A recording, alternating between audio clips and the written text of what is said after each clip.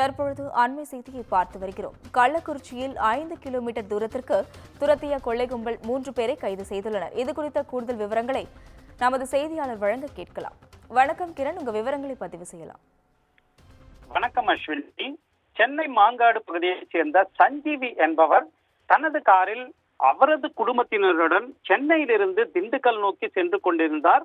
அப்போது விழுப்புரம் உளுந்தூர்பேட்டை தேசிய நெடுஞ்சாலையில் சென்று கொண்டிருந்த போது மது போதையில் அதிவேகமாக மற்றும் தாறுமாறாக இருசக்கர வாகனத்தை ஓட்டி வந்த 3 நபர்கள் சஞ்சீவியின் கார் பின் கண்ணாடியை உடைத்து சேதப்படுத்தியுள்ளனர்.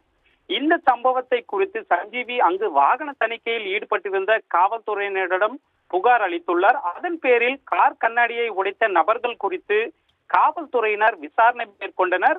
அதில் விழுப்புரம் மாவட்டத்தைச் சேர்ந்த ராஜேஷ், ராஜா, வினோத் என தெரிய வந்தது. இது குறித்து வழக்கு பதிவு செய்து கொண்ட காவல்துறையினர் 3 பேரை கைது செய்து அவர்களிடம் இருந்து இருசக்கர வாகனத்தை பறிமுதல் செய்தனர். மேலும் குடிபோதையில் அராஜகத்தில் ஈடுபட்ட நபர்களால் அப்பகுதியில் சிறிது நேரம் பரபரப்பு நிலவியது. அஸ்வினி, விவரங்களுக்கு நன்றி கிரண்.